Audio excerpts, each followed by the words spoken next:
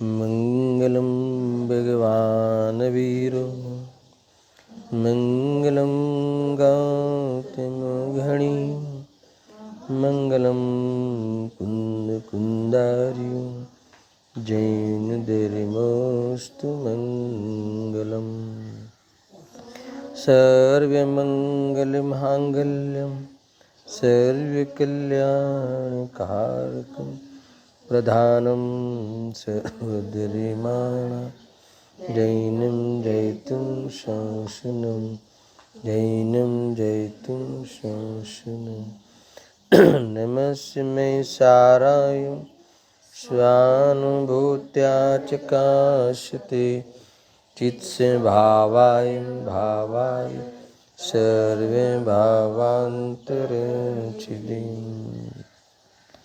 आत्मरूपयनुपम यद्भूत याहि लखे भव सिन्धुतरो आत्मरूप।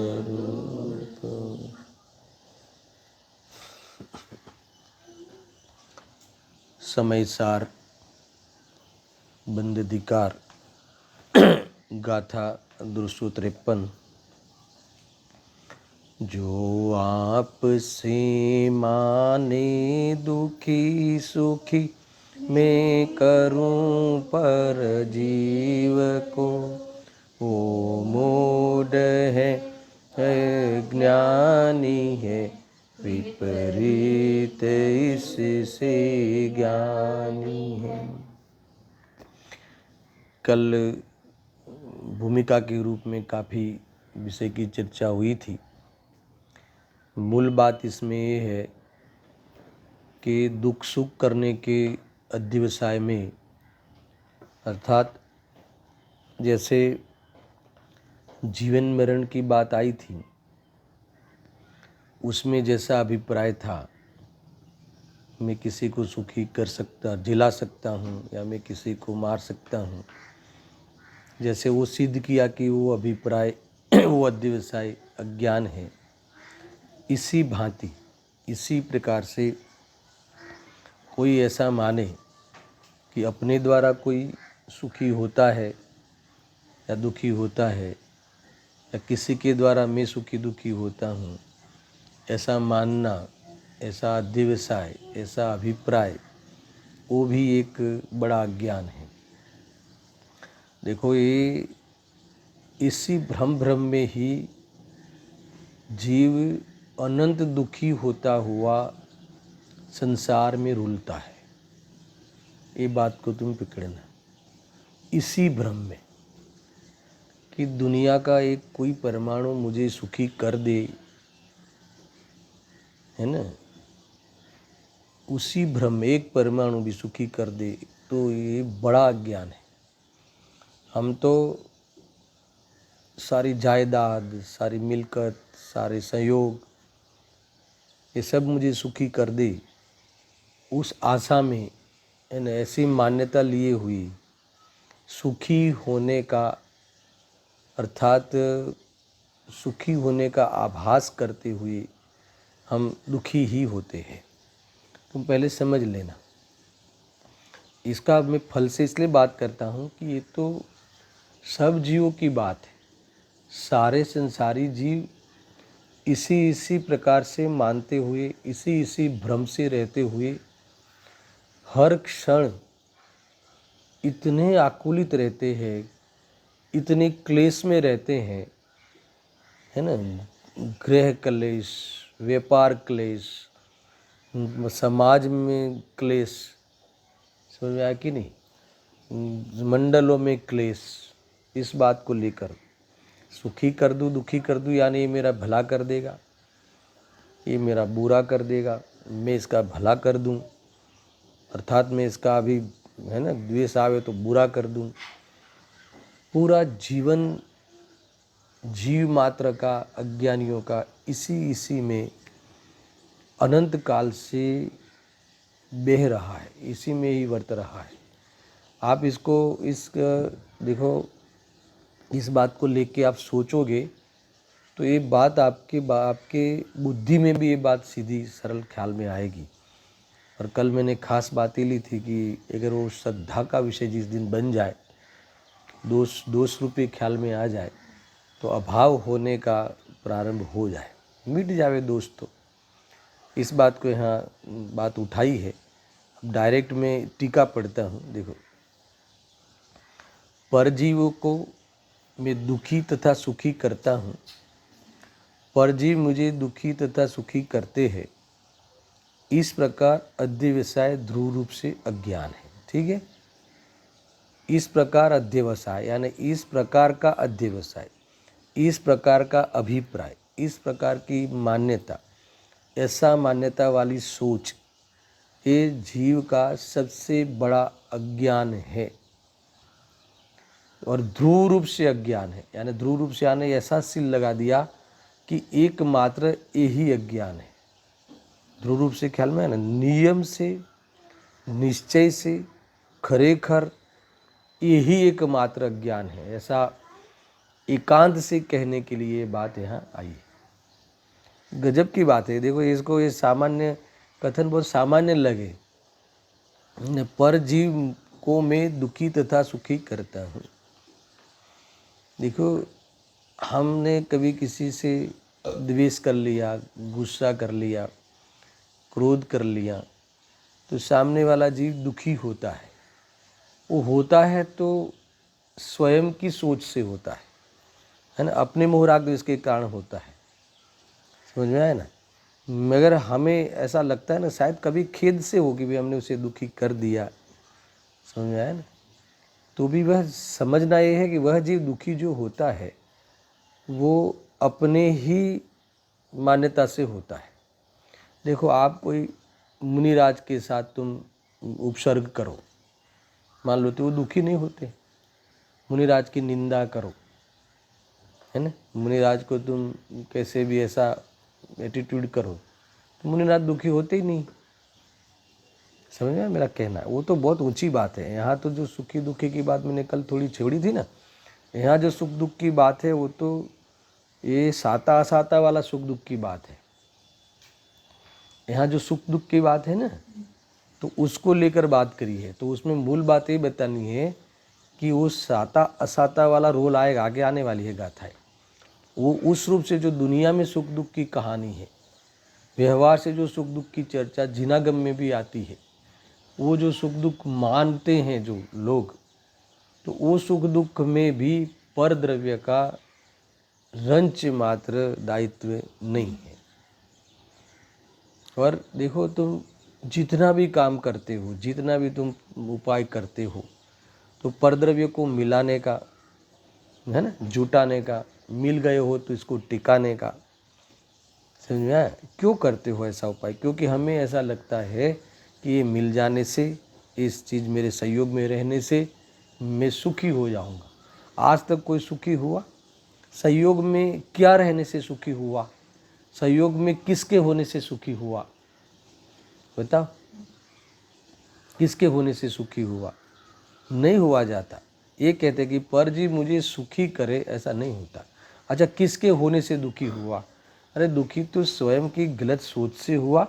अर्थात तो मान लो कि ये लोग जो दुखी कहते हैं कि प्रतिकूलताएं आई, तो किसने प्रतिकूलताएं दी?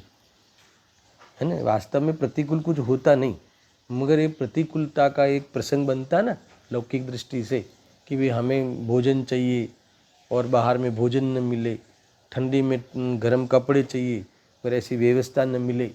दुनिया में तो इसी को ही है ना दुख कहते हैं। तो मुझे बताओ कि उस परिस्थिति खड़ी होने में जिम्मेदार कौन है ना? उस परिस्थिति वो पदार्थ है कि बाहर के कोई अन्य व्यक्ति है, कि अब उस परिस्थिति में तुम्हारा होना ये तुम्हारे ही असाता कर्म का फल है। यहाँ ये आगे कहने वाले हैं, मैंने अभी से कह दिया है ना, तो आपको पूरी बात समझ में आ जाए एक ही प्रवचन में। यहाँ तो इतना इसीलिए तुम्हें कोई जो तुम मानते हो कि कोई मुझे सुखी करे, कोई मुझे दुखी करे, है ना, ये तुम्हारा जो मानना है, ये तुम्हारा जो अभिप्राय है, ये 100% गलत है ना, ध्रुव रूप से गलत है। 100% ध्रुव रूप का एक अर्थ 100% गलत है। एकांत से ये तुम्हारा सोचना गलत है ना। इसलिए वास्तव में ध्रुव रूप से अज्ञान है, ये 100% यही अज्ञान है। यही अज्ञान है का भावासन हो रहा है, यही अज्ञान है, यानी यही तुम्हारे दुख का कारण है। समझ में आया ना। तुम्हारे संयोग में चीज़ें कम आई, संयोग में हानि हुई, वो दुख का कारण नहीं है। तुम संयोगों से मैं सुखी हो रहूँगा और संयोगों में हानि होने से मैं दुखी हो जाऊँगा, ऐसा मानना ही तुम्हारा दुख का कारण है।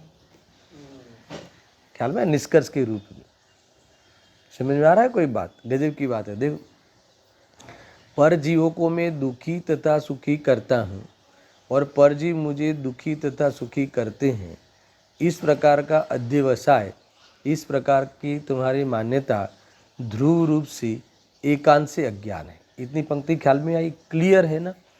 कितनी बार हम ले रहे हैं, फिर भी मगज में क्लियर है, श्रद्धा में क्लियर है कि नहीं? मुझे तो वो वाले में रस है। श्रद्धा में ये चीज़ क्लियर हो जाए तो दुनिया का कोई भी प्रसंग, सुनामी आ जाए, है ना, सारे के सारे गुरुदेव से तो मोरबी का उदाहरण बहुत ले रहे हैं इसमें, है ना। मोरबी में उस समय घटना हुई होगी, वो मोरबी वाली सबको पता है ना, वो पूरा आया था ना, बाढ़ आई थी, सारे की सारे लोग, अभी की बात है तो हमारे तुम्हारे समय की बात है हाँ, ऐसा नहीं है कि बहुत लंबी बात है। विचार करो, ये बात देते हैं तो ये सब कौन कौन दुखी करे? बाढ़ आ जाए तो भी सम्यक दृष्टि वहाँ खड़ा हो, है ना, वहाँ मुनिराज विराजते हो तो दुखी नहीं होते, क्योंकि उस वहाँ जिससे तुम सुख दुख मानते हो उससे सुख दुख है ही नहीं। ये कह रहे हैं। देखो, अब देखो, ऐसा अध्यवसाय, वह अध्यवसाय जिसके है, वह जीव अज्ञानी पने के कारण मिथ्या दृष्टि है। अब मिथ्या दृष्टि कहो, अज्ञानी कहो, एक ही बात है। मैं फल से जोड़ दूँ तो ऐसे जो मिथ्या दृष्टि है वो एकांत से दुखी ही है ना। थोड़ा विस्तार करें ना, भावासन तो निकाले ना। जैसा अज्ञान है ऐसे अज्ञान है, वो शास्त्र की भाषा में मिथ्या दृष्टि है, और जो मिथ्या दृष्टि है वो दुखी। मिथ्या दृष्टि सो दुखी, सम्यक दृष्टि सो सुखी। सुखी दुखी की परिभाषा, सुखी दुखी का स्वामी, है ना, कौन सुखी और कौन दुखी? सुख का स्वामी कौन, दुख का स्वामी कौन? बताओ सम की। दुख का स्वामी मिथ्या दृष्टि कि गरीब कि रोगी? जो देखो ये है ना, है मिथ्या दृष्टि सो दुखी, है ना, रोगी दुखी, है ना, गरीब दुखी, बुद्धू दुखी, ऐसा नहीं कहा। समझ आया ना? मिथ्या दृष्टि सो दुखी। तो मुझे बताओ, दुख मिटाने के लिए सामग्री के पीछे पड़ना दर्शन, कि मिथ्यात्व के पीछे पड़ना, मिथ्यात्व को हटाना? अच्छा, मिथ्यात्व को हटाने के लिए कहाँ जाना? कि जहाँ मिथ्यात्व हो वहाँ जाना। तो मिथ्यात्व तो अपने पर्याय में है, बाहर जाना नहीं है। समझ में आया कि नहीं? अच्छा, इसको हटाने के लिए अब कहाँ जाना पर्याय में से भी? तो कि मिथ्यात्व को हटाने के लिए स्वभाव को देखना। स्वभाव को देखना यानी सत्य को पहचानना। स्वभाव को देखना यानी आंखों से देखने वाली बात नहीं है, कान से सुनने वाली बात नहीं है। जो वस्तु का स्वरूप है, सत्य है, द्रव्य गुण पर्याय का जैसा स्वरूप है, और तुम्हारी जिस प्रकार से त्रिकाल अस्थि है ना, वो तुम्हारी जो पूरी जो आइडेंटिटी है, पहचान है, अगर तुम वो पहचान तुम कर लो, समझ में आया ना, तुम ऐसा ज्ञानी गारंटी देते हैं कि दुखी नहीं होगा। ऐसा है। साथ में मैं इसलिए पूरा ले लेता हूँ कि अज्ञान मिटाने तक पहुँचना है ना, इनको तो आगे की गाथा में एक एक स्पेशल विषय रखेंगे ना, है ना। ये कह रहे हैं, देखो 3 बातें चल रही है, बराबर ध्यान रखना। जीवन मरण, जीवन और सुखी दुखी। बंध अधिकार की ये जो कला है, बंध अधिकार की जो ये है ना पद्धति है, जब जबरदस्त है। सारा संसार जीवन मरण और सुख दुख के अंतर्गत ही, है ना, उनका चिंतन मनन, है ना, उनकी सोच, उनका प्रयत्न, उपाय इसी में चल रहा है। समझ में आया? इसलिए आचार्य ने ये 3 सब्जेक्ट को उठाया सबसे ज़्यादा, और तीनों में ये चीज क्या ऐसा करता है अज्ञान कि जिसके कारण जो मिथ्या दृष्टि रहता है और संसार में दुखी होता है। तो ये कि मैं किसी को सुखी करूं, परजीव मुझे सुखी करे, है ना, कि दुखी करे, या मैं परजीव को सुखी दुखी करूं, ऐसा अध्यवसाय, ऐसा अभिप्राय अज्ञान है, ऐसा यहाँ कहा है। एक प्रकार से ध्रुव रूप से अज्ञान है। और जिस किस को जैसा जिसका अध्यवसाय जिसके ऐसा जिनका है, यहाँ कहते हैं वह जीव अज्ञानी पने के कारण मिथ्या दृष्टि है, अर्थात दुखी है, बंध को प्राप्त होते हैं। इतना ख्याल में आया। अब ज्ञानी के लिए एक छोटी सी पंक्ति लिखी है, कितना भाव है देखो। और जिसके वह अध्यवसाय नहीं है, वह जीव ज्ञानी पने के कारण सम्यक दृष्टि है। समझा ना? ऐसा अध्यवसाय नहीं है ने, देखो मैं किसी को सुखी दुखी कर ही नहीं सकता, सुनना है ना, और मुझे कोई सुखी दुखी कर ही नहीं सकता। एक तो ऐसी इनकी मान्यता है, अज्ञानी से विपरीत होगी ना, दूसरी मान्यता होगी। अब मुझे ये बताओ कि ज्ञानी को ऐसा देखो, कोई जीव सुखी हो जाए, है ना, ऐसा राग तो आएगा, सुनना है ना। यानी संतों के, अगर संतों को इसमें लेते हैं बीच में, तो संतों को ये भाव आता है, नहीं तो तीर्थंकर प्रकृति का बंध कैसे होगा। सारे के सारे जीव मोक्ष में चले जाए, सारे के सारे जीव मुक्ति को प्राप्त हो, है ना, सब जीव को सुखी करने का, है ना, सुखी देखने का, सुखी हो जाए ऐसा भाव आए बिना नहीं रहता। सुनना, एक बात पहले तो ये बात है, यानी इनका ये कहना है कि जहाँ उनको सुखी करने का भाव आवे, वहाँ मात्र सुखी कैसे हो जाए इतना मार्गदर्शन देने का भाव आता है। समझ में आए? मगर कोई उसे हाथ पकड़ के उसको सुखी कर देवे, अथवा मैं कर सकता हूँ, ऐसा ज्ञानी नहीं मानते।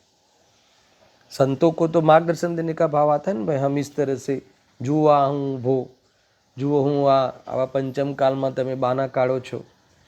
मेरे पंचम काल में भी आचार्य कुंदकुंद देव कहते हैं कि देखो, बिना वस्त्र के धागे से, बिना अनाज के कर्ण मेरा जीवन सुख में चल रहा है ना। तुम्हें बड़ी बड़ी बिल्डिंगें चाहिए सुखी होने के लिए, तो सुख के मार्ग का अवर्णवाद हुआ, है ना। तुम बड़ी बड़ी बिल्डिंगों के पीछे पड़े हैं, हमें इतने चाहिए, वे चाहिए, समझ में आया ना। कितना मन ललचाता है, और बड़ा फ्लैट चाहिए, और बड़ा चाहिए, और बड़ा चाहिए। मुनिराज कहते हैं कि तू जो तो खरो, देखो हमें खड़े, है ना, 5वीं 6ठी आगे की गाथाओं में, जो हमें आ उभा, है ना, अनुभव કરીને कहे छे कि एक मतलब कि इतना सा धागे का टुकड़ा भी शरीर पे धारण नहीं किया हमने, कैसे भी ठंडी हो, कैसा भी हो, कहीं भी हमने हमारी फिक्स डिपॉजिट या आगे हमारा आहार की कोई व्यवस्था का विकल्प मात्र नहीं, है ना। समझ में आया ना? ये देखो, कौन आहार देगा कि कौन आहार नहीं देगा, है ना, हमें इतना विकल्प मात्र नहीं। ये तो राग आ जाए, है ना, एक आध बार विकल्प आ जाए भोजन का, आहार का, तो हम अपनी परीक्षा करने के लिए निकले, समझ आया ना। ये भी सामने वाले जो क्या बोलते गृहस्थों के, समझ लेना, अंदर में इतने नवदा भक्ति पूर्वक अंदर में भक्ति हो, नाक रगड़े ऐसा समझ लो, तब उनके आंगन में हम जावे, वो भी हमारे उस परिणाम की परीक्षा करने के लिए जाते हैं कि इससे जीवन नहीं है, ये विकल्प तो वास्तव में बंध का कारण है, ऐसा नक्की ही होता है हमारा। तो सोचो, ये कह रहे, यानी मेरा तो ये कहना था कि जब भी यहाँ कहते हैं सुखी जीवों को, अरे संतों को सुखी करने का भाव आता है, नहीं आता ऐसा नहीं, वहाँ सुख होने का मार्ग दिखाते हैं ज़्यादा से ज़्यादा। मगर ऐसा नहीं कि चलो मैं तुम्हें सुखी कर दूंगा, तुम मेरी वैयाव्रत करो, मुझे नमस्कार करो तो तुम सुखी हो जाओगे, ऐसा नहीं। मार्ग बताते हैं। क्या बताते हैं? ये पूरा कण कण स्वाधीन है, तुम चैतन्य स्वरूप भगवान छो, બધા ભગવાન છે ને બધા ભગવાन થાઓ, ये बात बताते हैं, है ना। तुम पुरुष नहीं हो, तुम भगवान हो, तुम स्त्री नहीं हो, तुम भगवान हो। कल भी बताया था ना, ये कैरेक्टर जो है ना वो भी व्यवहार की बात है। तुम तो कैरेक्टर के ज्ञाता हो, कितनी बड़ी बात आई, समझ में आया ना। ये बताते देखो, ज्ञानी को, चतुर्गुण स्तन वाले ज्ञानी को भी किसी जीव को दुखी करने का भाव तो नहीं आएगा, है ना, कभी नहीं आएगा। कोई जीव मेरे कारण दुख, मेरे निमित्त के कारण किसी जीव के दुख में मैं निमित्त बनूं, ऐसा भी भाव नहीं आता। अभिप्राय, कोई जीव दुखी होवे ऐसा अभिप्राय ज्ञानी का हो सकता है? मैं दुखी तो कर ही नहीं सकता, मगर वो ज्ञानात्मक अभिप्राय, अभिप्राय का इसलिए मैंने पहले लिया था कि अभिप्राय भी एक संधानात्मक अभिप्राय वो अज्ञान में जाएगा, ज्ञानात्मक अभिप्राय ये विकल्प में जाएगा। हमारा ये दृष्टिकोण, हमारी ऐसी सोच हो ही नहीं कि कोई जीव मेरे कारण दुखी हो। नहीं तो ईर्ष्या समिति पूर्वक चलना, है ना, देख देख के चलना, ये सब कैसे हो। ज्ञानियों को भी, चतुर्गुण स्थान वाला असमी जीव को भी कोई दुखी करने का, मेरे कारण कोई दुखी हो ऐसा नहीं। सत्य बात बतावे और कोई जीव दुखी होवे सुनना, बड़ी बात कह रहा हूँ। सच्ची बात बतावे और कोई सामने वाला जीव दुखी होवे ना। अभी तुम इतना मानते हो कि मैं ही कमाता हूँ, मैं ही कमाता हूँ, और कोई ज्ञानी कहे कि कोई कमा नहीं सकता, तू ज्ञाता दृष्टा भगवान है, तो उसको लगे कि 60 साल तक मैंने कमाने का पुरुषार्थ किया, अभी ये कह रहे कि तू कमा नहीं सकता, तो भाई तने थोड़ુંક अंदर माठું लागશે, गुरुदेव कहे, पण आ सत्य छे, स्वीकार कर, है ना। तो इसको खेद कराने का अभिप्राय नहीं था, उसका अज्ञान मिटाने का अभिप्राय था। फिर भी कोई दुखी होता हो तो यहाँ कहते हैं कि हमें खेद जरूर होता है, मगर उसको दुखी करने का हमारा अभिप्राय कभी नहीं होता, ये ऐसा है। और हमें भी जो खेद होता है, वो खेद, हमें राग खड़ा है उसका खेद है, वास्तव में हमें तो वहाँ भी, हम तो उस खेद का ज्ञाता दृष्टा है, ज्ञानी ये है। पूरी बात समझ में आ रही? कोई गजब की बात है भाई। देखो ये वो है ना कि सब जीवों के प्रति क्या है? प्रेम भाव, प्रेम भाव हो सब जीवों से, है ना, ये है ना सामायिक पाठ को। तो प्रेम भाव होने का अर्थ क्या? प्रेम भाव का अर्थ जो दुनिया में, लौकिक में जो प्रेम कहते हैं ना, आकर्षण, राग, वो वहाँ ये आध्यात्मिक में वो अर्थ नहीं होता। कोई जीव दुखी नहीं हो, है ना, ऐसा विकल्प रहना, इसका नाम प्रेम भाव। मैंने ये बात कोट की है कि सब जीवों के प्रति प्रेम भाव है, यानी किसी का बुरा ना हो, है ना, ऐसा अंदर में विकल्प रहना, ऐसा राग रहना, इसका नाम क्या है? प्रेम भाव। ऐसा है, ऐसा है। सब जीवों को निस्पृह होके मोक्ष मार्ग का उपदेश दिया, इसमें है ना लिटी, किसी जीव का कभी बुरा नहीं हो, इसका नाम है प्रेम भाव। हाँ, कोई दुखी ना हो, यानी ऐसा है।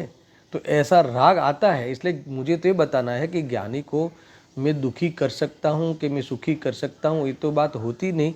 और कदाचित भाव आवे तो ये जीव सुखी होवे, ऐसा राग आवे तो ये कहा ना, सब जीव को निस्पृह होके यानी बिना स्वार्थ के मोक्ष मार्ग का उपदेश देते हैं। यही उनका इतना सुखी होने का, कोई जीव सुखी होवे इतना राग इनको आता है, इससे ज़्यादा राग उनको आता ही नहीं, है ना। निचली दिशा में, गृहस्थ दिशा में कभी किसी को बाह्य में आजीविका आदि, है ना, वो स्थिरता क्या बोलते हैं, 8 अंग में बोलते हैं ना, वो स्थितिकरण कराने के लिए। और स्थितिकरण यानी कोई पैसे से स्थित होता है ऐसा नहीं, क्योंकि गृहस्थ जीवन में आजीविका का विकल्प आता है तो उसे ऐसे बिना उसको पता भी नहीं चले और उसकी ऐसी व्यवस्था का विकल्प रहे कि ये जीव उसी में सामान्य जो विकल्प है उसको शांत करके निवृत्त होके एक भेद ज्ञान में विचार करे, तो ऐसा भाव आता है। कोई जीव क्यों दुखी होवे, क्या लूट लेना है ना। देखो ये सबसे पहले तुम्हें कहीं भी तुम्हें अन्याय मिटाना का प्रारंभ तुम्हारे आजू बाजू से करो। ये बहुत मैं लौकिक सीख देता हूँ, ये नीति कहते हैं इसे, धार्मिक एंगल के बाद नीति रहती है इसमें। ये सबसे पहले तुम्हारे घरों में, जिससे तुम्हारा उदय से संबंध है, लेना देना, वहाँ तुम्हारी नैतिकता रखो और वहाँ कोई दुखी न होवे ऐसा देखो। इसके साथ साथ जैसे तुम्हारे साथ जो कामगार है, तुम्हारे साथ जो भागीदार है है ना, उसको कभी अन्याय नहीं हो, कभी उसको भी है ना ऐसा विकल्प नहीं हो कि मेरा क्या होगा। तो अगर तुम्हें उस संबंधी तुम्हें सोचना चाहिए, नीति ये कहती है ना, नहीं नहीं नहीं नहीं हमारा काम हो जाए, उसका जो होना है सो हो, ऐसा नहीं होता। ये सही सोच नहीं है। देखो बाहर में जो कुछ होना है, परमाणुओं का आना जाना, वो तो निश्चित है, सर्वज्ञ भगवान ने देखा है ऐसा होना है। और तुम जैसे भाव करोगे उसके अनुसार तुम्हारे कर्म बंधने जरूर है। समझ में आया कि नहीं? इसीलिए बहुत शांत, और ये सब बातें मैंने कल भी कही थी, वो ही कर सकता है, इसमें इसी को ही निर्भर हो सकता है कि दुनिया में मैं चैतन्य स्वरूप हूँ, इसके सिवा मेरा कुछ नहीं है। ऐसी जिसको दृष्टि हो, इसका जिसका रस हो, कदाचित दृष्टि नहीं हुई हो पर रस हो, पुरुषार्थ में चलता हो अभी, वही जीव बाहर में इनके निर्णय एकदम इस प्रकार से सब जीवों के प्रति प्रेम भाव है। प्रेम भाव हो सब जीवों पे, क्या करते हो है ना, कैसे हो जाए, कैसे चले, है ना, इतने पेड़ काट कर हम कैसे बिजनेस करें, क्या करें, नहीं करना। इतने जीवों के साथ अन्याय करके इतना आरंभ भी तो ठीक नहीं। समझ में आया कि नहीं? नहीं करना। जीवन में तुम्हारा जीवन शैली सीमित कर दो कि तुम्हें अति धन की आवश्यकता नहीं रहे। ये भी तो एक उपाय है।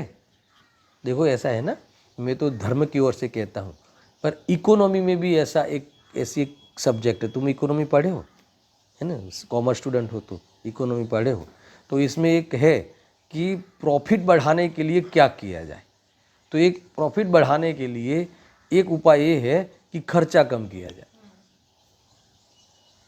तो हमारा तो वो प्रॉफिट से संबंध है ही नहीं, वो तो पाप पुण्य का खेल है।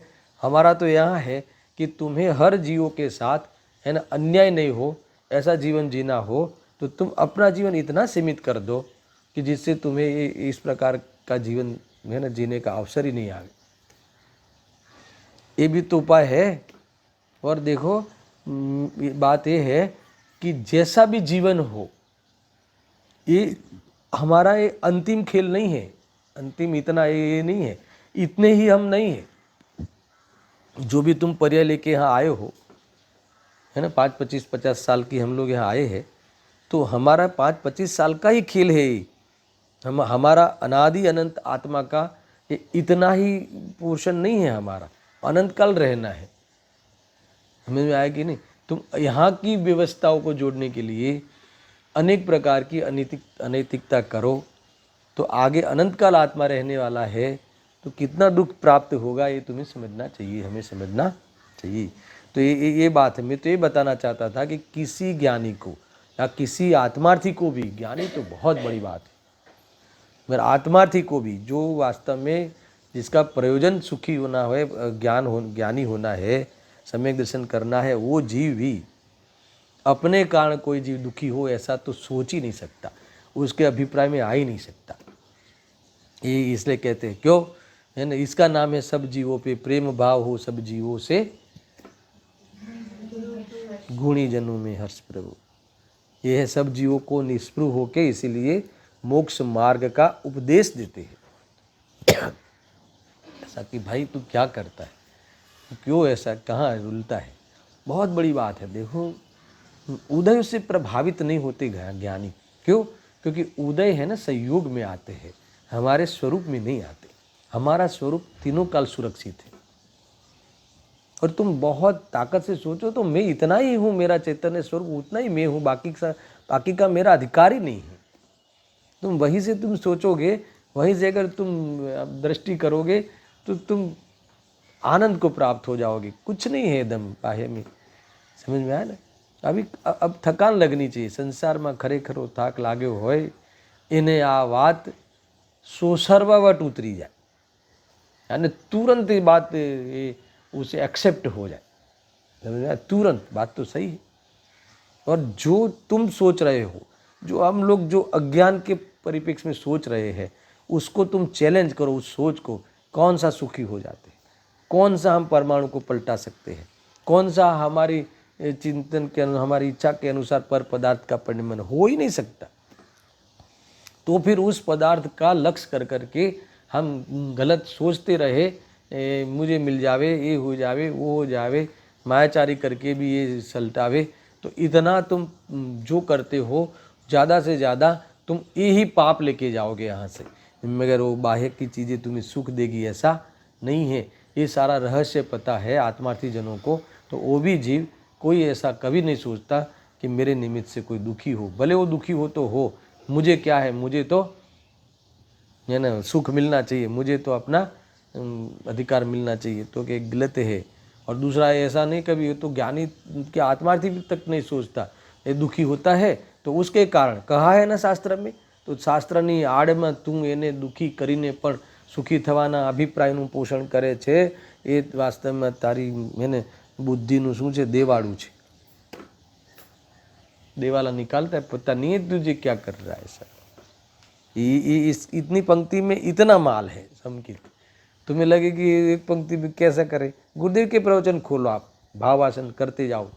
ऐसा अज्ञानी ने ये बात जुदी है, या तो कि ज्ञानी ने, जिसके वह अध्यवसाय नहीं है वह जीव ज्ञानी पने के कारण सम्यक दृष्टि, सम्यक दृष्टि એટલે સુખી છે, એટલે સુખી છે।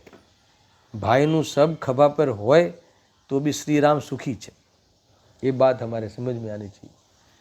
नहीं ख्याल में भाई का वो क्या बोलते हैं हम, डेड बॉडी सब क्या बोलते हो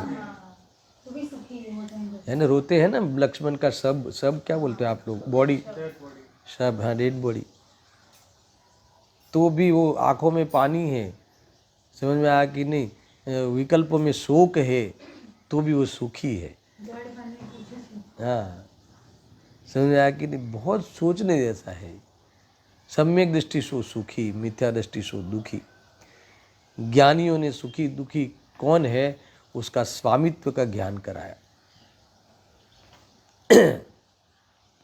ऐसा है, बोल्ड लोग होते हैं ज्ञानी लोग, शरीर चला जाए तो रोते नहीं, क्योंकि अपनी चीज चली जाए तो रोवे, और अपनी चीज कभी चली जाती नहीं। आएगी अपनी होती है, कभी पराई होती नहीं, और पराई चीज पराई रहे तो उसमें उससे तकलीफ नहीं।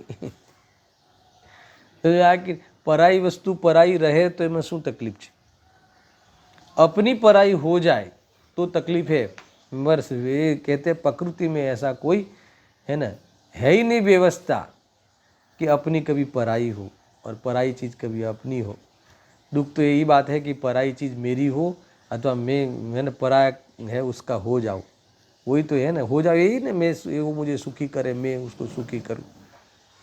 बात तो यह है कि कभी ज्ञानी को कोई जीव सुख दुखी होवे ऐसा विकल्प तो आता ही नहीं, मगर सुखी होवे ऐसा विकल्प आता है। इसमें मैं सुखी कर सकता हूँ ऐसा नहीं मानता है ना, मगर वो जो सुखी हो जाए, कौन सा सच्चा सुख, अतीन्द्रिय सुख प्राप्त हो जाए ऐसा वो चाहता है ना। ये बात यहाँ आई है। वात्सल्य भाव, इतना वात्सल्य भाव होता है कि लौकिक में भी वो अस्थिरता को प्राप्त नहीं हो, है ना, स्थितिकरण अंग होता है ऐसा। समझ में आया कि नहीं, बहुत बड़ी बात है समकित, बहुत बाह्य गुण भी इतना जोरदार होता है। क्या करना है तुम्हें ऐसा है ना, वो कहते हैं ना, पहले बड़ेली खिचड़ी हो ना, बड़ेली खिचड़ी, तो सुनो ऐसा सुनो, पहले बड़ेली खिचड़ी, वो जली हुई खिचड़ी, तो कौवा खाने को आता तो सबको काका करके बुलाता है। समझ में आया, सबको मिले। समझ में आया कि कितना, ये देखो एक गुरुदेव से ऐसे उदाहरण देते,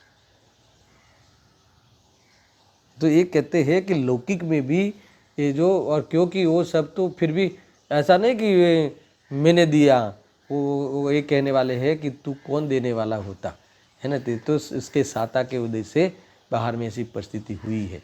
फिर आगे बात आवे कि फिर वो दुख का कारण, वो सुख का कारण तब भी नहीं है ना, वो मोह होगा तो दुखी होगा और मोह नहीं होगा तो सुखी होगा। मूल बात तो ये है।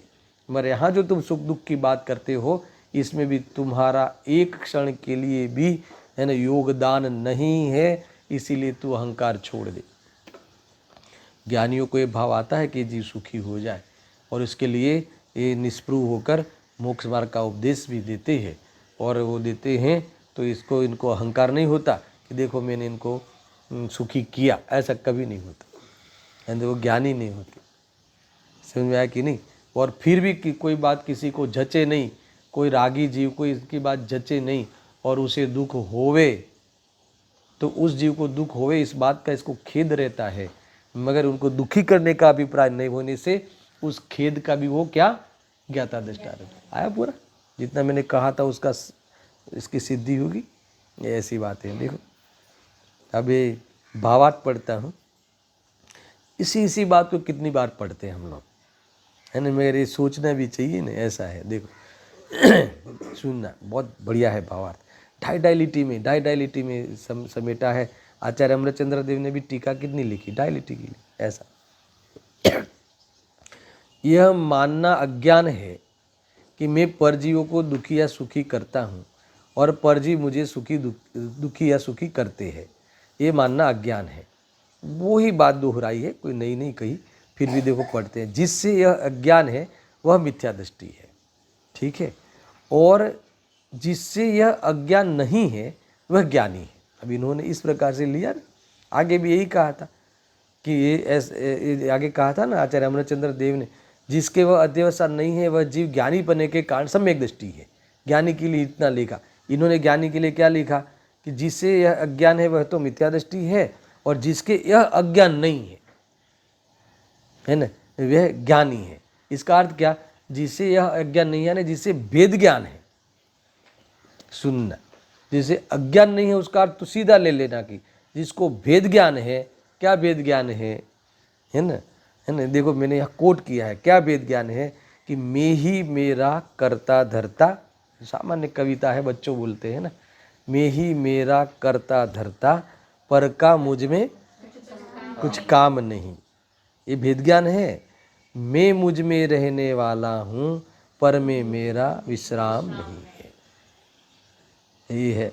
ये ऐसा जो जानता है, बहुत बड़ी बात है। आपको लगे कि बाल बोध भाग में कविताएं रख दी है, बाल बोध भाग यानी हम सब बालक है, अज्ञानी तो बालक होते हैं, उसके लिए बोध है।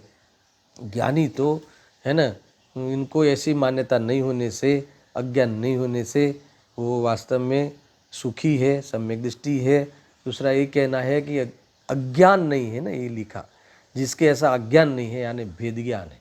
वेद ज्ञान में फिर से दोहराता हूँ कि वेद ज्ञान क्या है कि मैं ही मेरा करता धरता, पर का मैं करता धरता नहीं हुई, वेद ज्ञान हुआ ना।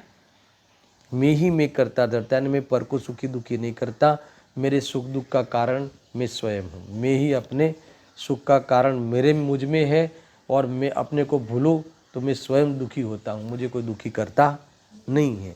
पर का मुझ में कुछ भी काम नहीं, मैं मुझ में रहने वाला हूँ पर में मेरा विश्राम नहीं। ये देखो, ये कौन सा व्यवहार लो तो ये कौन सा व्यवहार हो गया, सद्बुद्ध व्यवहार।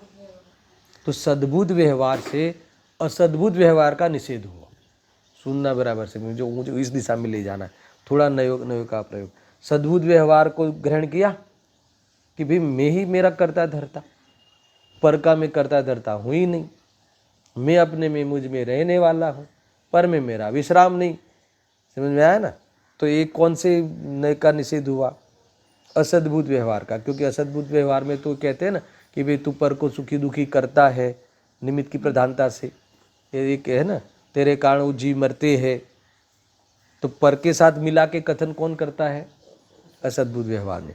तो जब मैं ही मेरा करता धरता ऐसी बात कर ली तो कौन से व्यवहार ने का निषेध हो गया, असद्भुत का।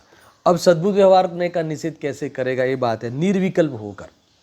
ये यहाँ कहा, यानी ये तो विकल्प में लिया, सद में ही मेरा करता धरता।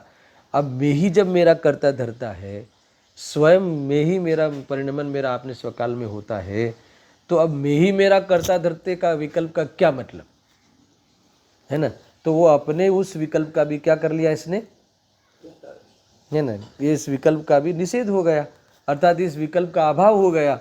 इस प्रकार से वो निश्चय की विषय वस्तु में आके, है ना, जब मैं ही मेरा करता धरता यानी मैं स्वयं, है ना, कायमी रहते हुए परिणमता हूँ, अर्थात परिणमता हुआ भी कायमी रहता हूँ। आ गया पूरी बात, मैं ही मेरा करता धरता।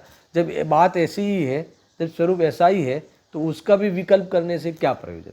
तो इस प्रकार से विकल्प की दृष्टि हट जाती है, फिर विकल्प हट जाता है, उस विकल्प से क्या प्रयोजन, तो दृष्टि हट गई।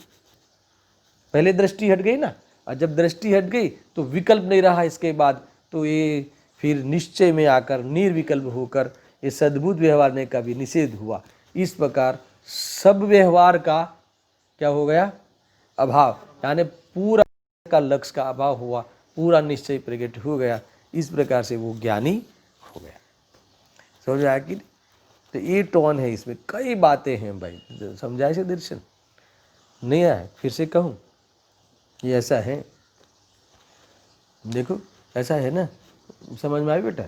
ये बातें है ना, फिर से कहता हूँ, कोई बात नहीं। जो ये कहते हैं कि ज्ञानीपना है ना, यहाँ कहते हैं कि ज्ञानीपना यानी अज्ञान नहीं है, किसको? ज्ञानी को।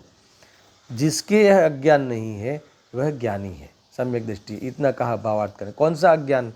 मैं पर को सुखी दुखी कर सकता हूँ, या मुझे कोई सुखी दुखी कर सकता है, ऐसा अज्ञान जिनको है वो मिथ्या दृष्टि है। मगर जिनके ऐसा अज्ञान नहीं है वह ज्ञानी है, सम्यक दृष्टि है। ऐसा अज्ञान नहीं है उसका अर्थ क्या? तुम्हारा रहेगा ना, मैं फिर से लेता हूँ 2 मिनट, है ना। ऐसा अज्ञान नहीं है उसका अर्थ क्या?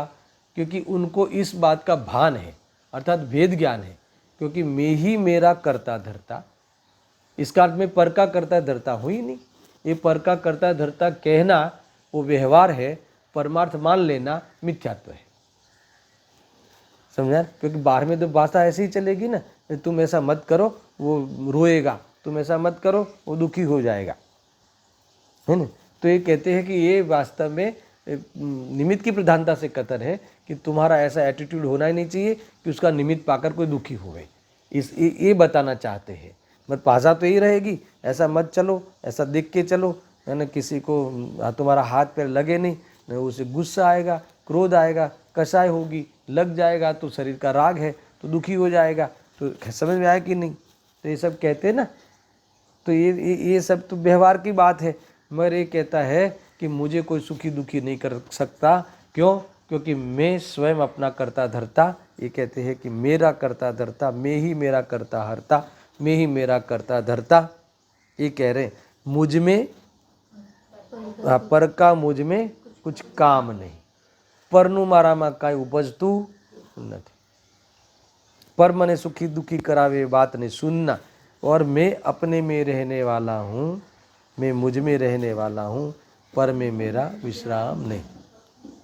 अब जब ये बात उनको समझ में आ गई तो उन्होंने विकल्प में भी वो व्यवहार का, पर मुझे मारे, उसका विकल्प करने की जरूरत नहीं। पर ये तो विकल्प रहा ना, तो ये विकल्प रहा ना, मैं ही मेरा करता धरता। तो मैंने ये बात उठाई कि जब हर द्रव्य है ना हमेशा स्थायी रहकर परिणमता है और परिणमता हुआ स्थायी रहता है, इसका अर्थ है कि उस अपने द्रव्य में भी करने धरने की जरूरत नहीं है। द्रव्य गुण पर्याय को लेकर हर वस्तु अपने द्रव्य गुण पर्याय में स्थित है, इसीलिए हर समय पलटती है, कायम रहती हुई। इसलिए मैं ही मेरा करता धरता का भी विकल्प करने से क्या मतलब? तो ये हो गई हे बुद्धि विकल्प में, और फिर उसी का ही पक्ष रहता है स्वरूप का, इस सत्य का, तो ये विकल्प का भी अभाव होता है। इस प्रकार से ज्ञानी धर्मात्मा सुखी हो जाता है। आया ख्याल में?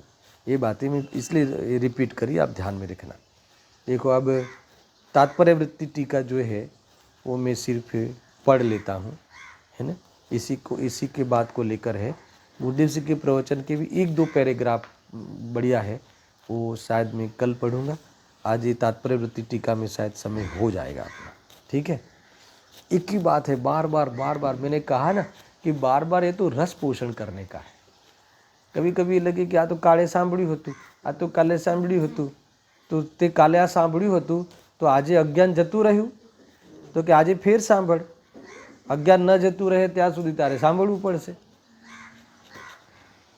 હે ને। કાલે તે સાંભળ્યું હતું તો કાલે જેવું અજ્ઞાન કરતો હતો એવું અજ્ઞાન આજે છે, तो પછી આજે છે तो પછી આજે સાંભળ ને। समझ में आया कि नहीं?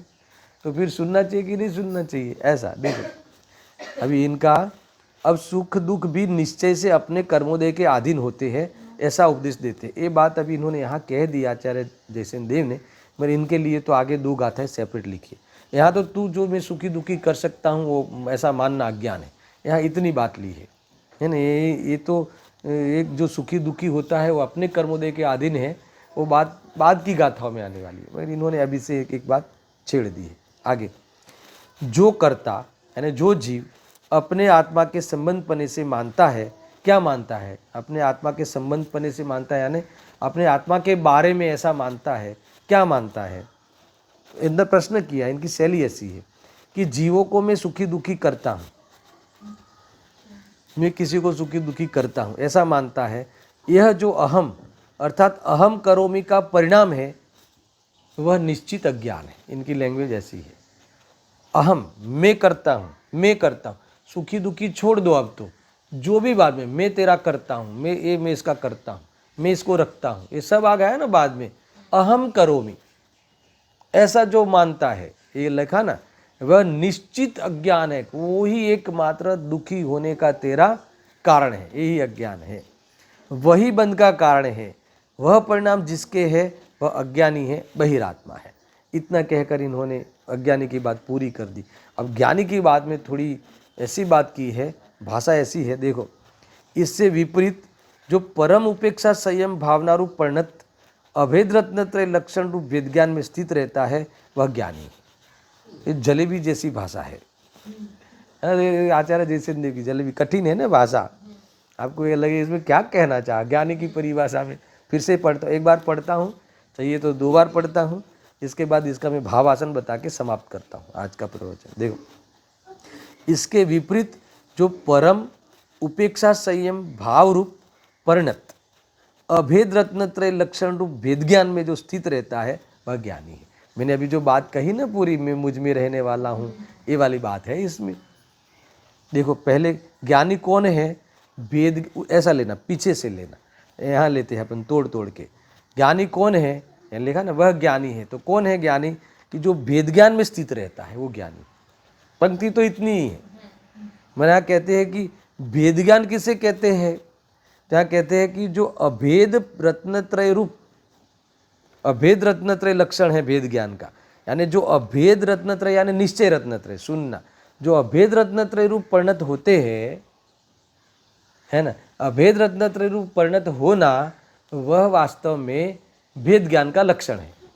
ठीक है, अब आपको ये बात समझ में आनी चाहिए कि अभेद रत्नत्रय रूप परिणत होना माने क्या, तो उसका भी इन्होंने दिया है, उपेक्षा संयम भावना। अब इसको खोलोगे तो माल खुलेगा, है ना। उपेक्षा संयम भावना रूप परिणत, उपेक्षा संयम भावना रूप परिणत जो होता है, वह वास्तव में निश्चय रत्नत्रय का लक्षण है। और निश्चय रत्नत्रय है वो वेद ज्ञान में स्थित होने का लक्षण है, और ऐसे जो लक्षण को प्राप्त हुए हैं वो ज्ञानी है। इतना अर्थ ख्याल आया? भाषा का अर्थ ख्याल में आया? भावासन थोड़ी देर में कराता हूँ, भले 2 मिनट आज ज़्यादा हो जाए, पर पूरा करना है, समझ में आया ना। वह ज्ञानी है, कौन ज्ञानी है? जो वेद ज्ञान में स्थित है। तो वेद ज्ञान में स्थित होना माने क्या? अभेद रत्नत्रय को प्रकट करना। अभेद रत्नत्रय यानी निश्चय रत्नत्रय। अभी इतना ही ले लो। अब निश्चय रत्नत्रय को प्राप्त किया करने का लक्षण क्या है? अथवा अभेद रत्नत्रय प्राप्त हुआ किसे कहेंगे? कि जो उपेक्षा संयम, ये लिखा ना, उपेक्षा संयम भावना रूप जो परिणत होते हैं। अब उपेक्षा संयम क्या है? उपेक्षा यानी राग द्वेष रहित वितराग। उपेक्षा ने मुझे किसी की अपेक्षा नहीं है। किस में? सुखी होने में और दुखी होने में परद्रव्य की अपेक्षा है ही नहीं। ऐसा जिसकी दृष्टि संयमित हो गई है ना, ऐसे सत्य को जो प्राप्त हो गया है, वो वास्तव में उपेक्षा संयम रूप भावना है। यानी ये निश्चय रत्नत्रय है, यानी श्रद्धा ज्ञान चारित्र निश्चय रत्नत्रय, यानी जिसके दृष्टि राग द्वेष की दृष्टि मिट गई है ना। ये मुझे दुखी करेगा, ये द्वेष नहीं है। ये मुझे सुखी कर देगा, ऐसा राग नहीं है। ये राग द्वेष की जिसको अपेक्षा ही नहीं है, क्योंकि परद्रव्य मुझे सुखी दुखी कर ही नहीं सकता, ऐसी मान्यता है। इसीलिए फिर ये मुझे सुखी करे, है ना, ये मुझे मदद करे, है ना, ऐसी अपेक्षा ही नहीं रहती, क्योंकि राग की दृष्टि नहीं है। ये हो गया निश्चय सम्यक दर्शन, निश्चय सम्यक दर्शन, है ना, स्वभाव की दृष्टि है। और दूसरा, राग और ज्ञान जुदा है। विभव और स्वभाव जुदा है, ऐसा ज्ञान वह निश्चय सम्यक ज्ञान, और इसका निश्चित सम्यक दर्शन ज्ञान पूर्वक है ना राग का अभाव, उपाधि बुद्धि वाला राग का अभाव, अपेक्षा वाला राग का अभाव। बिना अपेक्षा वाला राग तो है, मतलब ज्ञानी को वो राग तो है कि सब जीव सुखी हो जाए, मगर उससे अपेक्षा नहीं है कि तुम मुझे पैर पड़ो। तो बिना अपेक्षा वाला राग है, पर अपेक्षा वाला राग नहीं है कि ये मैं इसको सुखी करने का प्रयास करूंगा तो मुझे काम आएगा, ऐसा नहीं है। इसलिए उपेक्षा संयम भावना रूप यानी ऐसा राग का उसका अभाव है। ऐसी वितराग परिणति वह वेद ज्ञान का लक्षण है। ऐसी परिणति जिनको प्राप्त हुई हो वो उसी को ही वेद ज्ञान कहा जाएगा, वही वेद ज्ञान में स्थित है। और ज्ञानी ऐसे वेद ज्ञान में स्थित होने के कारण वह सम्यक दृष्टि है। इस प्रकार से है ना ज्ञानी अज्ञान की बात कही है। अब 254 से लेके 256 तीन गाथा कल आएगी।